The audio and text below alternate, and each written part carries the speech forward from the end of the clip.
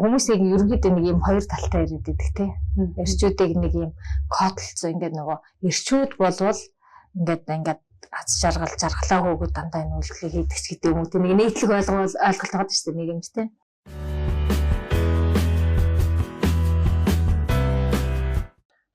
Бүгдээрээ сайн байцгаана уу? Өнөөдөр Зулаатай хамт сэтгэл зүйч Мөнгөн цэцэг ярилцахаар хүрэлцэн ирсэн байна. За, өөрийгөө танилцуулаад хоёулаа подкаст эхлэх үү.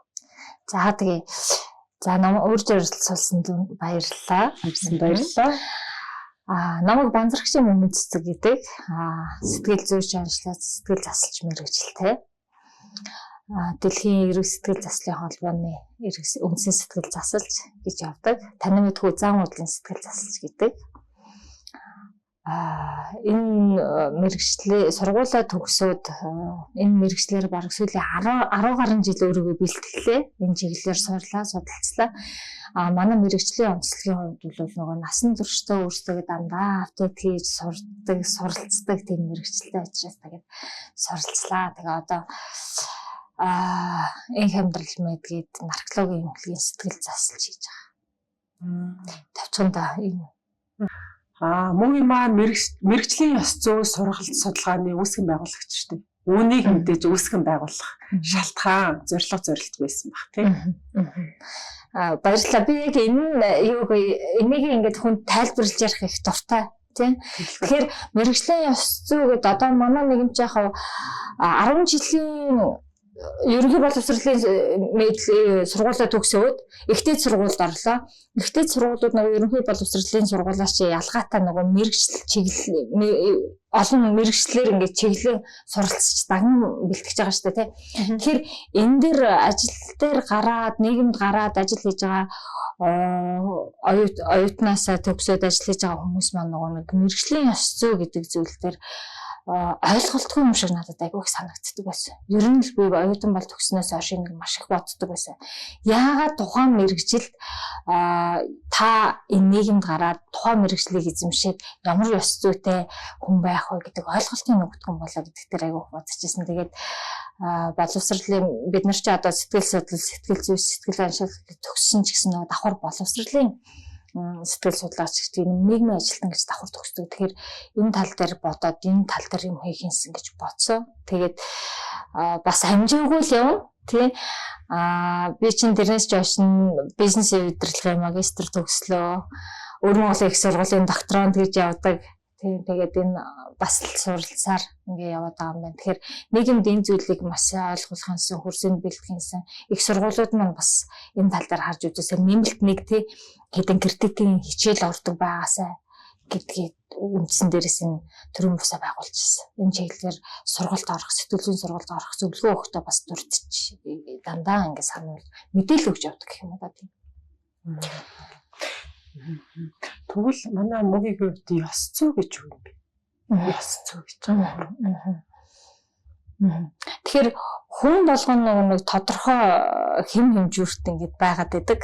Яг ингээ хүн болгоны өнцгөө би хүн болгоныг одоо нөө сэтгэл судлаач өөр гэж үзээд байна шүү дээ тийм үү? Би хүн болгоно өөр. Тэгэхээр ёс зүйн ойлголт тухайн хүн болгонд өөр баг тийм ээ.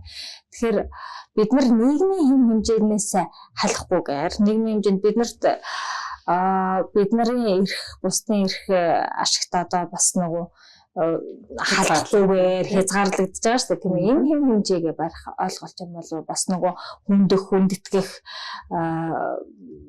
ёс зүйн хэм хэмжээ гэж болно тий. Тэгээ энэ үднээс хүн болгонд янз бүр хүмүүний хувьд бол нийгмийн ёс зүйн хэм хэмжээнээс салахгүйгээр тий өөрийгөө бие хүн болон төлөвшөх тал руу хүн болгон ингээд өөрсдөө суралцаад явал ийм ёс зүйтэй гээд цензур тариад өгөх юм болов тий өгч чадах юм болов гэж бодчих. Тийм санал нэгдэж байна.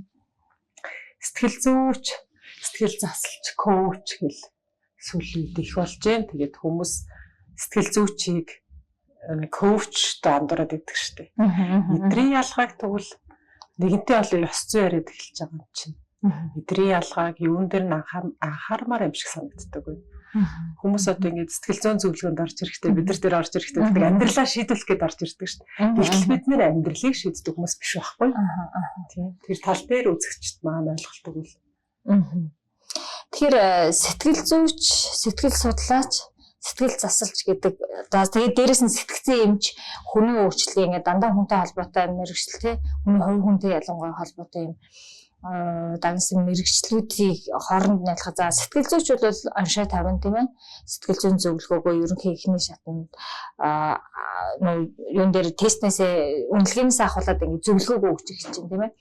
Сэтгэл засалч болохоор эмгэгтэй ажиллах чадварт. Одоо нэг тухайн сэтгэл зүйчдэр ихэнх тохиолдолд хэвийн тийм сэтгэл зүйн ямар нэгэн өөрчлөлтгүй хэвийн хүмүүс сэтгэл зүйн зөвлөгөө авах гэж ирдэг бол сэтгэл засалч тухайн хүнд нэг сэтгэл зүйн эмгэг байвал тэрэн дээр заслын үйл ажиллагаа явуулдаг сэтгэл засалч гэдэг. Сэтгцэн эмч бол сэтгцийн хувьд өөрчлөлт орсон сэтгцэн эмгэгүүд ингээд нөгөө сэтгэл заслалчсан илүү онцлох чадвар нь илүү өндөр байдаг. Тэгэхээр би боддог эмчилгээ эмийн эмчилгээ чинь яг үнэ эмийн эмчилгээний эрэхтэй сэтгэл зүйч чинь нөгөө эмийн эмчилгээний эрх байхгүй тэгэхээр эмгээр ялгаатай дээр нөгөө сэтгэл зүйч хоёр ингээ параллел явуул их зүгээр гэж боддог. Яг тэгэхээр одоо сэтгэл засалч сэтгцэн эмч оншоо тавилаа эмийн эмчилгээгээ зөвлөө давхард нөгөө тухайн хүнд чинь сэтгэл зүйн асуудал хувийн амьдрал одоо зөндөө олон зүйлүүд байгаа шүү. Тэрэн дээр нь сэтгэл засалч ингээд параллел яваад ингээд эмчилгээг үзүүлвэл үр дүнтэй гэж ойлгодог. Одоо наркологийн эмнэлэг дээр ажиллаж байгаа учраас энэ би илүү сайн мэдэрч байгаа. Хувь хүний өөрчлөлийн хувьд бол танд санал болгоно тийм ээ. Та 7 хоногт энэ дасгалыг хийгээрээ турна. Эсвэл нөгөө нэг таны асуудал, бие махбодын асуудал шийдэгдэн ийм нөгөө бясалгал хийгээрээ сэтгэл зүйчин тайвширч гэдэг санал болгодог үйлчлүүлэгч. Тэр хийх хэсэг нь тухайн үйлчлүүлэгчийн сонголт авах гэдэг шүү дээ. Хийж чадвал магадгүй юу те уугүй яг ингээ хэлснийхэн дагуу үр дүн туулна. Сэтгэл зүйч сэтгэл засалч бол ер нь бол дандаа бие хүн хувь хүндэл нэг хандаа таны онцлогт тохирсон арга барилыг олох гэж үйл ажиллагаа явуулж байгаа юм шүү дээ. Тийм ээ. Тэрнээс таныг нөгөө за та юм бэ яагаад ингэж байгаа. Тэгээ та яагаад ингэ чи мэдээж энэ зүйл та буруу зүйл хийгээд штэ гэх ингэ шүүмжлээд байвал өнөөдөр хинч тэр хүнийг ингээд өдөртэй тэрнгүү хангалттай шүмжилсэн тухайн үйлчлүүлэгч өөрийгөө хангалттай бас ингээд буруутгацсан явж байдаг тийм ээ. Тэгэхээр тэрэн дээр нь дахиад ингээл та тэхгүй эсвэл та тэрийгэ болчихооч энийгээ хийчээч те эсвэл та ингээд ядраад байвал ядрахгүй байгаач дасгал хийгээч ингээд зөвлөд үр дүнд хүрэхгүй болцсон тийм асуудал дээр хүн сэтгэл зүйн зөвлөгөө үйлчилгээг авах гэж ирдэг. Ер нь бол өөрөө мэддэг шүү дээ хүмүүс. Би нэг хэлэх дуртай гэдэг сэтгэл зүйчдийг онцолж тэгэхээр тэр нь юу гэхээр за би нөгөө наркологийн эмнэлэгт ажиллаж байгаа болохоор л юм жишээ таваад шүү залаа заяа. Тэгэхээр донтолт хамгаалалт ингээд хамрагдсан хүмүүсийн жишээ авчаад тэгээ инхээр тухайн хүн өөрөө мэддэг. Машин дээр төвшөнд би буруу үйлдэл хийгээд байна гэж мэддэг. Нийгмээс болон ойрын төрөл төрөстэй одоо бүх хүмүүс ингээд бас зэмлэлсэн нөгөөнөөс нь залхацсан өөрөө нөгөө хүн чи яах учраа болохоо байцсан байж тээ тийм ээ. Тэгэхээр сэтгэл зүйч энэ хорвоо ертөнцийн бүх зүйл буруутгасан одоо хүний нийгэм бүх нийгмийн хувьд төрөл төрөстэйний хувьд буруутгасан чичилсэн зэмлсэн энэ өнцгтэр хамгийн байгаагаар нь өөрөөр нь тухайн үйлчлүүлэгч хэн байх нь хамаагүй. Тэр одоо тэгээ хамгийн өөрөөр нь байлгаж чадах юм. Хамгийн өөрт нь тохирсон аргыг олох чадвартай хүн сэтгэл зүйч гэж би хэлдэг. Сэтгэл зүйч сэтгэл засалч. Тэрээс танд би зааварлахгүй. Тэгтээ шүүхгүй, зааварлахгүй мэрэгжлийн ур чадвараар танд тохирсон арга барилыг ярилцлагын явцад одоо техникүүдийнхээ явцад гаргаж ирээд тэгээд танд тухайн хүнд тохирсон арга барил нь өөрөө яагаад тухтай байдаг вэ гэхээр хүн болгон адилгүй нөгөө спорт сонирхдаг нэг спорт сонирх гэж урлаг сонирхдаг нэг урлагийн арга барилаар та ингэж тэгээд тохиромжгүй. Тэгэхээр тухайн хүнд хамгийн их тохиромжтой таламжтайгаа зүйл дээр нь ажилладаг. Тэгэхээр сэтгэл зүйчийн орчлон ороо дээр хамгийн их өөрөөртөө байх хүн сэтгэл зүйч юм шүү. Тийм ээ? Тийм. Ингэж илэрхийлгээс нэг хөстэй. Хойлоо тэгвэл одоо нийгмийн сэтгэл зүй рүү оръё тий. Сэтгэл зүйч хүний хувьд магадгүй Монгол улсын иргэний хувьд нийгмийн сэтгэл зүй ямар хөө байгаад тах шиг байна. Тэгэхээр бас л яг ингээд миний хүндлэхийг хүсдэг асуулт байна тий. Ингээд яг ярихыг хүндлэхийг ингээд хүмүүстэй бас бүжил болоо хаваалцахыг хүсдэг асуудал байна. Тэгэхээр нийгмийн сэтгэл зүй гэхээр ингээд бид нар мэдээлэл авч байгаа шүү дээ тий. Таач мэдээлэл авч байгаа, бич мэдээлэл авч байгаа тий. Нийгэм гэдэг чинь хүмүүсийн бүртлэн тийм ээ. Тэгэхээр мэдээлэл гэж чухал юм бэ гэдгээс нэг товчхон яриад эхлүү зүгээр ах. Тухайн танд мэдээлэл өглөө асуулт тавилаа тий. Мэдээлэл явуулаа гэхээр нөгөө бодлоо автоматар ажиллаж эхэлж штэ тий. Ингээд бодоод би тэр зүйлийг юу гэдэг бодол мэдрэмж хоёрын ялгаа нь мэдрэмж нь харьцангуй бодит гэж үздэг. Таныг баярлуулсан зат би таныг баярлуулах зүйл хийсэн бэжэж та баярладаг тийм ээ. Тэрнээс бодоод баярлчээ гэдэг ингээд бид нар тэр мэдрэмжийг авч чадахгүй тийм ээ. А бодол гэдэг зүйлийг бол хийж болно тийм. Би танд мэдээлэл өглөө мэдрэмжийг бодол тэгэхээр өдөртөхгүй юм биш үү тийм. Тэгэхээр хүмүүс зарим ингээд хүмүүсийн хувьд ингээд тайлбарлаад байдаг бодлоо удирт тийм. Бодолтойгоо хяналтайгаа гэдэг тийм. Нэг талдаа зөв. Гэхдээ нөгөө талдаа бодлоос илүү мэдрэмж чинь илүү нөгөө бодит зүйлд илүү дөхөөшөө гэж би хэлмээр санагддаг. Бодол гэдэг зүйл маш их фантастик. Би танд нэг мэдээлэл өгөглөө, нийгэмд гарч байгаа нэг мэдээллийг та эсвэл фэйсбүүкээс уншлаа. А тэгэнгүүт танд сэтгэгдэл төрнөдөө ямар нэгэн за тэр их маш их уйдгар гунигтай эсвэл харгислалтай зүйл байх юм бол та ингээд айдас давтаж эхлэв шүү дээ, тийм мэдрэмж хөдөлж байна. А тэгээд бодол явна. Энийг яагаад хийх шалтгаан болсон болоо ч гэдэг юм уу тий. Энэ зүйл рүү яагаад явчих вэ гингүүд хүн зөвхөн таны хувьд гэхэд нөгөө амьдрал дээрээс үндэслэн шалтгаанаас ахуулаад ингээд нөгөө хооронд нь холбоод мэдээллүүдээ хооронд нь холбоод фантастикэлж эхэлдэг. Тэгэхээр би бодлыг маш их хийсвэрлэлтэй гэх гээд байгаа. Тэгэхээр хүмүүс мэдрэмжиндээ илүү төвлөрөөсөө би яагаад ингээд тухгүй таад байна те яагаад юу болоод байна тэр өгөөсөө гэсэн үг биш тийм ээ айж явал мэдрэмжээ ажигл тэрнээс өгөөсөө гэсэн үг биш тэрнээс хойш би тухгүй болчихоо яагаад тухгүй болчихоо асуух биш тийм тэгэхээр нийгэмд мэдээлэл гэдэг зүйл явснаас эхлээд тэр зүйлийг манай иргэд харснаас ахуулаад тухайн хүнд бодол мэдрэмж хоёр үүсэж эхэлдэг те бодол нь энэ яагаад энэ процесс болов яагаад энэ процесс өгч байгаад энэ зүйл болчих уу гэдэг дээр тийм ээ мэдрэмж нь бол ерөнхийдөө адилхан би юу хэлэх гээд байгаа юм гэхээр хүний сэтгэл хөдлөл мэдрэмж гэдэг зүйл нийгэм яга масаараа төгшүүртэй мэдээнд масаараа хүн болгон хэрвээ өөр юм бол яагаад нэг зүйлийг мэдрээд байгаа юм тийм яагаад масаараа тэрэндээ акцентлаад нэг бол бүгдээрээ уурлаад нэг бол бүгдээрээ баярлаад байгаа юм тийм энэ болохоор хүнд байдаг нийтлэг сэтгэл хөдлөлийн асуудал байна бодол гэдэг одоо тэгээд тэрэн дээр тайлбар хийж байгаа нь их сонир тийм ээ өөр өнцгөр харж байгаа шүү дээ тийм ээ тэгэхээр одоо нэг хувийн гэдэг рүү орчих жоохгүй юм жоохон ялгаатай зүйлүүд байгаа даа тэгэхээр нийгэмд гарч байгаа аимшигтай юм уу төгшөөртэй мэдээллийн хувьд хүн нэг хамгаалах механизмаараа төгшөх механизмаараа өөрөө автоматар хүлээж авдаг тэгэхээр нийгмийн сэтгэл зүг би зүгээр ингэж хэлмээр санагдсан зүйлаа хүн өөрөө нийгмийн тэр нөгөө PR гэдэг юм уу аль нэг юм давалгаа төгшөөртэй мэдээ сөрөг мэдээлэл актер автахгүй тулд хүн өөрөө тухайн юун дээр за айцтай мэдээ бол айц төрж ийн баярлмаар юм бол нэг болж штэ тийм ээ хүн өөртөө мотивац авч явах баярлмаар сайхан эрэг зүйл дээр бол тийм байж болно айлгах төгшөөрийн хэмжээний зүйлсийг бол тань тохиолдсон уу тий эсвэл тэнд болсон уу ингээд жоохон зааг ялгаад байгаа. Айлаа хамгаалах механизмаараа хүмүүс айж эхлэдэг шүү дээ. Тэгэхээр нөгөө маш олон зүйлийг бодлороо сэтгэж эхлэдэг. Тэгэхээр одоо нөгөө бодлоо даун болох гэсэн үг. Нэг иймэрхүү байдлаар нийгмийн сэтгэл зүй явах юм бол бид нар нөгөө мэдээллийг ялгах чадамжтай суралцах хэрэгтэй л гэж би хэлэх гээд. Тэгэхээр нийгмийн сэтгэл зүй гэдэг энэ өнцгөөс нь би нөгөө гаргахыг хичээгээд байна. Тэрэн дээр бол яг санаа нэг тархич байгуусаа үнэн хутлыг ялгахгүй шүү дээ. Тэгэхээр их нээлж тэрийг уушаа төгшөр төр нэрэл энэ надад тохиолдож байгаа юм уу? Энэ хүн тохиолдсон мэдээллийг би сошиалоос уншиж байгаа юм. Тэгээд нэрээ бас яг мэддэг юм шиг хэрнээ олж хараагүй үнцэг байна. Хоёулаа сошиал гэж яваад орчлоо шүү дээ. Сошиал сая ярианаас чинь нэг үг бас их зөв зөвтэй санагдлаа. Шүүлтүүртэй биш шүү гэж хэлдэг шүү дээ. Сошиалоор одоо хүмүүс би нэг юм ажигласан. Энэ одоо хүмүүст нэг тийм сонин санагдах юм уу, сонирмж санагдах юм уу мэдэхгүй байна. Гэхдээ нэг хүн нэг юм алтан гац одон авчээ гэл тэнгуут хамгийн дор нөө хамгийн эхлээд бичсэн коммент айгүй чухал байгаа тийм. Би бүр ингэ хэрэг болгоод харлаа тийм.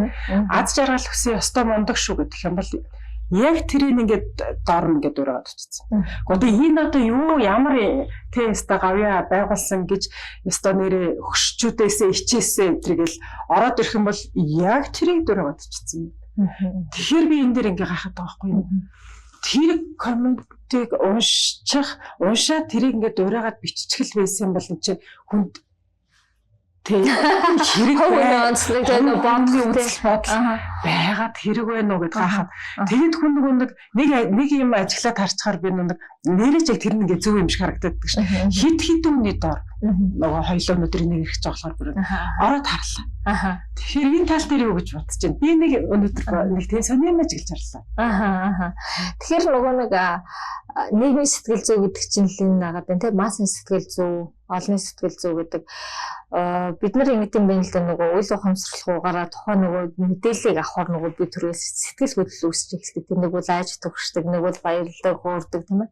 Тэгэхээр нөгөө хамгийн ихэнд битсэн зүйл өөрөө хүний харааны хүрт хүүгээрээ 70 хонсорд очихдаа нөгөө сэтгэл хөдлөлийг үүсгэж байна да тийм. Тэгэхээр нөгөө хүмүүс ихэнх тохиолдолд эмоцороо сэтгэл хөдлөлөөрөө юм тандаад байгаа нөгөө нэг л баримт одоо юу гэдэг те тэр жишээ л болоод байна л та тийм үү. Тэрнээс бид нар яг ингээд нөгөө юмд ингээд нэг хүмүүс айгүйх одоо сүлүүд хүсэж байгаа юм шинжлэх ухааны үндэслэлтэй тоо баримттай судалгаатай гэж яриад байна шүү дээ тий. Тэгэхээр бид нар тийм байсаа гэж би ч өсч яг тухайн зүйлийн талаар би мэдэх үү гэдэг дээрээ жоохон хэдхэн секунд акцентлаад үзэхэд тий би мэдэх үлээ хэр мэдээлэлтэй байгаа л гэх. Үнэхээр тухайн зүйл дээр санал бодол аль нэгэн зүйлээ бичихийг хүсвэл өөрөө жоохон судлаад үзэж бас болно тийм ээ. Тэгэхээр сошиал гэдэг өөрөө маш том платформ байгаа шүү дээ. Тийм маш өргөн хэмжээнд маш олон хүмүүс. Тэгэхээр би энийг хайрлаж болно шүү дээ. Золоо сошиалаар тэгэхээр би тухайн зүйл дээр эрэг байх уу сөрөг байх уу гэдэг тухайн хүн өөрөө сонгож болж байгаа нь чинь би хэрэг энэ дээр мэдээлэлтэй тэр нь хэр нөгөө чанартай байлаа тийм ээ. Миний авсан мэдээлэл хэр өмнө бодож чанартай байлаа гэдэг дээр жоохон бодоод үзэхэд бол хүмүүс хамаг цагаа платформ тэр их том сошиал ингээд үргэлжлэх шаардлага байгаа ч юм уу тийм. Төрөнөөс хойш миний найз яринаас сэтгэл хөдлөлөө удирдах сэтгэл хөдлөл гэдэг ярьлаа. Тэгвэл бидний сэтгэл хөдлөлөө удирдах чадахгүйгаас бол хэцүү байдалд ордог шүү дээ. Мэдсэрэн байж тэрийг гаргачаад байдаг шүү дээ. Түүлийн тал дээр бяцхан зөвлөгөө хүргэл сэтгэл хөдлөл мэдээж удирдахад хэцүү тий сайн хуулаа ингэж бодол гэдэл хөтлөгч намаа гацаанд ортол асуулт тавилаа шүү дээ. Орой болсон байхад. Тэгэхээр ингэ сэтгэл хөдлөлийг яаж удирдах вэ гэдэг. Олон сургууль сурцсан одоо ажиллаж байгаа туршлагатай мэрэгчлэлтэн болохоор надад ингэж асууж байгаа. Тэг хүмүүс тэрэг болоосоо гэсэн үгнээс. Яг энэ зөвхөн нөгөө би ер нь үйлчлүүлэгчдээс маань ч гэсэн нөгөө энэ асуултыг хэрэглэхдээ би яг сэтгэл зүйн сэтгэл засалж байгаа. Тэг ингээд ядгээд ер нь бол хордоггүй сэтгэл хөдлөлийг эхлээд нөгөө уурлах, бухимдах баяр хөөр бүх зүйл хүмүүс нэг баярлаач гэсэн үгдэлд орох гарна шүү дээ тийм ээ. Тэгэхээр эхний ээлжинд тэрийг нөгөө яадаг одоо шүүршинд яагаад ингэж вэ тий яагаад ингэж вэ тэгч вэ гэдгийг нөгөө нэг хариулах юм уу хааш тавих ингэж вэ гэхгүй. Яг тэр нөгөө сэтгэл хөдлөл гэдэг зүйл хүнд угаасаа байдаг зүйл. Тэр нөгөө сэргэнч тэр эргэнч тэр байдаг зүйл. Яагаад вэ гэдгээ тухайн үед бодож бол нэгтээ шүүмжлэхгүйгээр би яагаад энэ сэтгэл хөдлөлийг гаргасан бэ гэдэг тийм ээ. Тэгэхээр хүн яг жоохон тогтоод энэ сэтгэл хөдлөл хаанаас гараад байна вэ, яагаад байна вэ гэдгийг ингээд жоохон тогтоод бодохоор хүн цааш нь одоо нөгөө логикч ажиллаж эхэлдэг бодол мэдрэмжийг гарлаа бодол ажиллаж эхлэнгүүт би нэрээ яагаад ингэж вэ те уурлах яг хэрэг байна уу юу гэдэг ингээд араараасаа нөгөө логиктойгоор үйлдэлүүд гарч ирэх учраас жоохон хамс хийгээд уурчин хүрэх тий уурны руу одоо яадаг нэг сөрөг сэтгүүл хөдөлгөөд жоохон тогтсгээд бодоод үз юм уншижсэн ч гэсэн тий яг би энэ дээр тэгж акцентлаад энэ сэтгэл хөдлөлийг өргөжлүүлэх хэрэгтэй юм уу гэдгийг бодгээд байгаа тий бодоод үзүүл гэж санал болгоод байгаа. Тий санал болоод байгаа. Баяр хөөртэй үед ч гэсэн ингээд хүмүүс нөгөө өвөдөлд орчдөг штэ. Хит баярлснаа эмоцоо илэрхийлэхдээ хүмүүс янз бүрээр илэрхийлдэг тий. Тэгээ өвөө талд ордог. Тэгэхээр тэр үед гэхдээ би хэлдэг та эрэг сэтгэл хөдлөлтөө авцсан болвол одоо тухайн үед өөрөө нөгөө эвгүй байдалд орчлоо, эвгүй байдал гаргачлаа гэж бодсон ч гэсэн тэрэндээ битгий хэмзэлээсэ гэж боддөө. Яг уу. Бид нар төгс биш аахгүй. Бид нар төгс биш. Тэгэхээр эрэг сэтгэл хөдлөл танаас гарахдаа тухайн нийгмийн хэм хэмжээнээс хэтэрсэн аюултай үйлдэл болоогүй бол нэг актад өөрийгөө зэмлээд ингээд даах шаардлага байхгүй. Гэтэ тэрэн дээр та дараа нь ингэхгүй шүү гэсэн бодол төрж өгөл даваа тий. Тэрийгэл ингээд бодоод авчаасаа л гэж бодож байна тий. Яг үнэ санал нийлж байна. Би ч гэсэн тэгж боддог хүмүүсийг одоо би ч өөрөө бүр төгс биш төгсийн нөгөө эсрэг төлөв хэлдэг би ч өөрөө. Тэгэхээр хүмүүсийг ч гэсэн одоо яг миний л хувь хүний үзэл бодол. Тэр бүх мэдрэмжүүдээ тэр болгоно их дараад баймиргүй юм шиг тий. Тэгэхээр хоёлаа ингээд хоёр өөр өнцгөөс нэлэхэд яг тийм санал нэг дараад ахаар зулаа мэдрэмжүүд тий. Зулаа юу болдог гэж чи угаасаа мэдэж байгаа тий. Тэгэхээр хоёлаа нөгөө хүмүүст мэдээлэл өгж байгаа учраас тий. Яасан жоохон сэтгэл хөдлөл дарагдсан мэдрэмж өөрөө айгүй олон зүйлд хүрчихдэг байхгүй ялангуяа сэтгцэн хувьд сэтгэл зүйн хувьд. Дарагдсан мэдрэмж өөрөө сэтгцэн рүүч хавьяачих тохиолдол би трама авах гэдэг чинь дандаа дарагдсан мэдрэмжүүдэж болон авсан айц чочрлууд байгаа шүү дээ тийм ээ. Тэгэхээр матгүй л тийм хүлээдэг юм сайгүй болт. Тийм би махуудын өвчлөл болоод байна тийм саматг болоод. Тэгэхээр мэдрэмжийн үед ер нь бол нөгөө дарах шаардлагагүй шүү гэдээ бас дахиад хэлчихэ тийм ээ. Мэдрэмжийг дарах хэрэггүй гэдэг санал нэг өөрөө бодох хэрэг бодож үзээд жоохон тухайн үедээ анализ хийгээд ирэхээр аяндаа байна уу хүний сэтгүүн процесс гэдэг өөрөө өрнөж эхэлдэг зүйл болохоор нөгөө хүн болгонд адилгүй өрнөдөг ч гэсэн жоохон бодоод үзэхээр та өөрөө ер нь бараг шийдэл гаргалгаан дээр олоо сурчдаг болно шүү нэг дадал болгочвол зүгээр юм уу гэж бодож байна тийм ээ. Үйлдэл хийхээс өмнө скэн хэдэн секунд бодох тэр комментиг хүнийг харж биччихүү өөрөө шүүгээд бодох уу. Тийм сошиал дээр бол тий өөрөө шүүгээд бодох уу. Нөгөө яг харилцаан дээр үүсгээд нөгөө процесс өрнөх үүсэх нөгөө юм дээр ч гэсэн бас бодож байна шүү дээ тий хоошоо. Тэгэхээр нөгөө аюултай зүйл рүү орохгүй байх тэр нөгөө юуг л дэмжлэгийг л үзүүлэх арга техник зааж өгөхгүй л үзээд байгаа юм л да тий. Аюултай зүйл рүү орохгүй баг. Жишээ нь хүмүүс нөгөө эмоцоосоо болоод маш олон гэмтэр янз бүрийн рүү орчод байдаг шүү дээ. Тэрэн дээр бас нуур болох бол. Тэгэхээр дарж болохгүй шүү гэж. Мэдрэмжийг дарах хэрэггүй. Зүгээр танин өөрөө жоохон бодоод за тэгээд мэрэгчлэн тэгээд энэс цаашхан мэдээж мэрэгчлэн өмнөөс зөвлөгөө үйлчлэгээ авах гэж хэлдэг шүү дээ. Тийм ээ. Тэрнээс нөгөө одоо хүмүүс ч нөгөө найз нөхөд ойрын төрлийн хамгийн дотны найз гээл тэгэж авгаа ингээд яадаг. Мэдээж тухайн хүмүүс мэрэгчлэн биш өөрийнхөө амьдралын туршлага өөрийнхөө харах өнцгөөс л тухайн хүмүүс зөвлөдөг шүү гэдгийг бас ойлгох хэрэгтэй шүү. Тийм учраас мэрэгчл энэ тусдаа мэрэгчл байгаа мэрэгчлийн юм гэж байна. Одоо бид нар гэр бүл салалт их байна. Эрэгтэй хаяад явахаар аргагүй нэхнэр арчааг үгээсээ гэл илгэтгэх юм. Эрэгтэй хаяад явахаар өө энэ ёстой нөгөө муухай явдал судлыг хэлэх юм. Тэ. Гэтэл тэр босгосон амьдралыг өөрөөсөө унгаасан хүүхдээ тэр эмэгтэй хүн сайн дураараа бодоод өвчрүүлээ гэж мэдээж боддог байх. Энэ тал дээр юу гэж боддог вэ? Хувь хүнийхээ үднэс. Хүмүүсийг ерөнхийдөө нэг юм хоёр талтай яриад байдаг те. Эрчүүдийг нэг юм кодлцоо ингээд нөгөө эрчүүд болвол ингээд аз жаргалаа хөөгд дандаа энэ үйлдэлийг хийдэг ч гэдэг юм уу. Тэг нэг нийтлэг ойлголт байгаа шүү дээ нийгэмд те. Эмэгтэй хүмүүсээ хэрэг нөгөө сөрөг талаас нь харах юм бол нөхөр рүү арчаагүй юм. Энэ дээрнээс нь ингэж боддгийг нөгөө биднэрт нөгөө бас нөгөө юм төрийн бустай маань холбоотой юу юм бэ? Мэргэжлийн ёс зүйн сургалтын төгөөд дээр ёс зүйн бүх юмуд хамрагдж байгаа шүү дээ. Гэр бүлийн ёс зүй хийж болно шүү дээ. Хасаа харилцсан. Тэгэхээр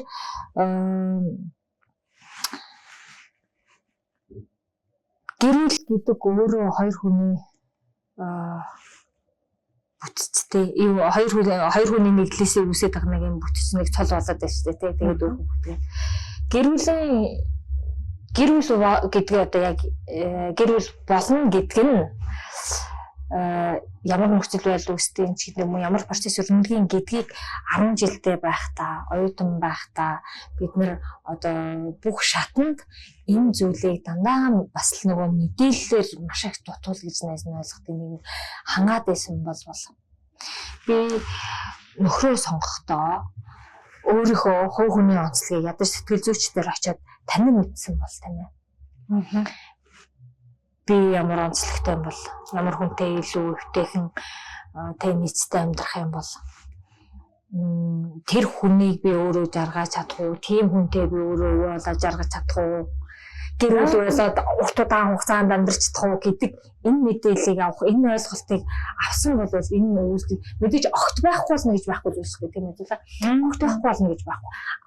Энэ зүйлсийг энэ нийгэмд гараад байгаа эмзэглэмээр зүйлүүдийн хувь багасах юм бол гэж байна. Тийм яг үнэ. Тэгэхээр ингээд хүүхдтэй ээж аваад тий наад чи яг зөв гаргалах байхгүй. Нэрэл бид нар анханасаа тийм мэдээлэл өгсөн бол аль альнийхаа үнд зүйлийг өөрийгөө ойлгосон бол магадгүй охин хүүхдийнхаа, магадгүй хүүхдийнхаа үүрэг хариуцлагыг ойлгосон бол ухамсарлуулсан бол энэ бүхэн арай бага байх нь ойлгомжтой, тодорхой. Мэргэжилтний хувьд энэ тал дээр ээж аавддаг сайхан зөвлөгөө өгч байна. Тэгэхээр одоо эхний ээлжинд бид нар нөгөө хийж болох зүйл нь энэ мэдээллийг ингээд тав дээр яриад ингээд нийгэмд ингээд тодорхой хэмжээнд чадах чинээгээр хүргэж байгаа ч гэсэн ингээд цаана ингээд зөндөө олон зүйл хүрч чадахгүй байгаа учраас сэтгэл зүйчтэй эхлээд өсвөр насны болон тий одоо тэр асуудалтай орон сэтгэл зүйчтэйг нэг сайхан ярилцаад эхлээд хувь хүний өөрөө ойлгочихсон л гэж байна гэсэн тий. Өөрийгөө ойлгосоо хувь хүн талаасаа би ямар онцлогтой юм. Тэгээд ер нь ямар хүнтэй учруул зүгээр юм ч юм уу гэдэг. Тэгэхээр энэ зүгээр нөгөө маш богинохон хугацаанд ярьж байгаа болохоор нөгөө дахиад нөгөө нийгэм маань шүүмжлэгчд чи тэрийг шүүмжлэх үедээ нөгөө яах юм те би тийм л хүнтэй соонгээ ингээ яваад байвал тэр алдахгүй ч гэдэг юм уу хувь тавилан тийм байдгүй ч гэдэг юм уу. Зүгээр энэ мэдээллийг аваад ингээ цааших маш олон зүйл байгаа шүү. Сэтгэл зүйч чинь өөрөө ингээ нөгөө санал болгох тэг хийх ингээ техниктэйгээр явдаг зүйл байгаа шүү. Тэгэхээр бид нар хамгийн түрүүнд авч болох зүйл сэтгэл зүйн зөвлөгөө үйлчилгээ маш сайн гэр бүлийн сэтгэл зүйчдэр гэж би бас жоохон тодруулаа тийм ээ. Нийгэмд мэрэгжил бүхэн дээр хувь хүнээс шалтгаалаад нөгөө хувь хүний өвчлөөсөө шалтгаалаад хүмүүс сэтгэл зүйчд хүртэл өөр өөр байгаа шүү дээ тийм ээ. Зарим нөгөө манай найз нөхдийн хүрээл дундаас гэрүүлийн сэтгэл зүйн зөвлөгөө авах гээд очсон чинь 2 цаг лекц уншуулчаад гараад ирлээ. Тэг чи ингээд олон хүүхдэд төрсэн бийжиж чи бол одоо тэгээ нөхөрчөө орлого олд юм байна. Тэгэхээр чи одоо нөхрөө ингээд чи ингээд дээлэл байж чи гэрээ явгаа юм чинь ингээд хэлсүүгээр байна. Тэг хэлсүүгээр нь байж гэдэг юм ингээд. За ийм сэтгэл зүйч хамгийн түрүүнд энэ дашнууд ингээд хэлчихээн тий. Ийм сэтгэл зүйчд бол яг ийм сэтгэл зөвлөгөө биш шүү л гэж би хэлчихээ тийм ээ. Биш шүү. Тухайн хүмүүс маань сэтгэл зүйч маань төлөвшөөг байна. Өөрөө сэтгэл зүйн зөвлөгөө засал гэдгээ ерөнхийдөө зөвлөр нь ойлголттой байна л гэж би хэлээ. Одоо тийм юм дээр хоёул хэлчих болох. Тий. Үнэхээр сэтгэл зүйчд мэрэгжлийн хүн учраас би энийг хэлмээр санагдлаа. Тэгээд энийг угаасаа мэрэгжлийн сэтгэл зүйчд өөрснөө төлөвсөн мэрэгжлийн сэтгэл зүйчд бол мэддэг учраас эмзэглэх байх гэж бодож байна. Тийм. Тэгэхээр сэтгэл зүйчд хандаараа сэтгэл зүйн зөвлөгөө засал үйлчилгээ хандаад хамрагдаад аль ч төрлийн байж болно. Хосын харилцаа өгөх боломжтой сэтгэл зүйчд хандаад явал хамгийн түргэн төсөл. Тэгээд тэрээс цаашх нь бол ингээ манай сэтгэл зүйчд сэтгэл засалчд нөгөө үйлчлүүлэгчтэй танин мэдхүү мэдээлэл өгөөд ингээд цаашаа ингээд нийгэмдээ задраасаа гэж үзэж байна. Инфлюенсерүүд маань байгаа тийм ээ. Social инфлюенсерүүд бас ингээд энэ талаар сайн сэтгэл зүйчнэртэйгээ ярилцаад нийгэмд мэдээлэл түгээгээсэй гэж үзэж байна. Тийм бол ойлголттой болгоо. Сайхан сэдвүүдийн хүрээнд сайхан ярилцлага боллоо. Өдөө хүртэлгээд хоёлоо ярилцахад хөтлөгч миний зүгээс мэдлэг хийгээд мэдрэмж дутаад үлдээж орхигдуулсан асуудал байна уу? Асуулт байна уу? Энийг нэг хүмүүст хэлээд өгчих юмсан даа гэж бодсон тийм сэдв байвал сүүлийнхаа асуултыг танд нээлттэй үлдээе яа.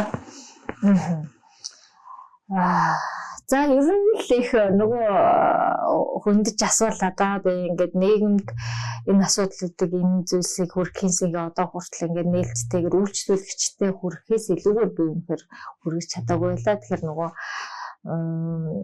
энэ подкастээр дамжуулаад бас нөгөө үйлчлүүлэгчдээс маань өөр хүмүүст ингээд хүргэж байгаад маш их талархалтай байна тийм. Одоо бол ер нь нэг баг нэг бодож сонсон зүйлийн бүгдийг асуусан юм шиг тийм нэг яг санаанд одоо нэг дахиад нэмээд хэлчихсэн гэсэн зүйл бодогдохгүй. Өөр сэдвүүдийн хүрээнд бол нөгөө ороод ингээд нээлттэйгээр ярилцаад авах нөгөө тухайн сэдвүүд өөрөө өөрхөн учраас байж болно тийм ээ. Тэгэхээр өнөөдрийн үед бол хоёулаа нийгэмд мэдээллийн талаар хоёулаа хүрэх талаар та надаас үл маш өргөн хэмжээнд асуулаа гэж ойлгож байна тийм. Хошоо ярилцаа хүүхдийн хувьд гэдэг ингээд асуулаа. Тэгэхээр маш их баярлалаа. Маш сайхан тухтай байлаа. Тэгээ өөрийнхөө үсэл бодлоо нөгөө зөвлөмж санал болоо бас илэрхийллээ тийм ээ. Тэгэхээр өрсөнд үнэхээр баярлж байна. Би бүр ингээд хэлмээр ярмаар санагдчихсан зүйлээ хэлж ирж чадсандаа үнэхээр талархаж байна. Баярлалаа. Найзтай цаг зав аваад хүрэлцэн ирсэнд маш их баярлалаа. Зулагийнхын хувьд олон сэтгэл зүйчдийг урьж оролцуулаад подкаст хийж байгаагийн шалтгаан ерөөсөө л хүн болгон сурсан нэг сургууль нэг анги төгссөн байхад хамаагүй. Хүн өстой өөрийнхөө шүүлтүүрээр өөрийнхөө дүгнэлтээр тэрийг хүн болгонд өөрийнхөө тактикаар хүнтэй ажилтдаг. Тэгэхээр энийг л хүмүүст ойлгуулах гад бас нэг нийгмийн хариуцлагын өрөөнд гэдэг өөрөөр бас нэрлэдэг байгаа шүү дээ. Ийм хийж байгаа. Ийм зорилготой подкаст хийж байгаа. Тэгээ найзаагаа цаг зав зарцуулаад хүрэлцэн ирсэн. Оройтсон ч гэсэн хүрэлцэн ирсэнд маш их баярлалаа. Дараагийн дугааруудад минь оролцоороо нийлэлтэй шүү. За баярлалаа. Тэгээ өнөөдрийн дугаар өвгөр өндөрлөө. Баярлалаа. Баяртай.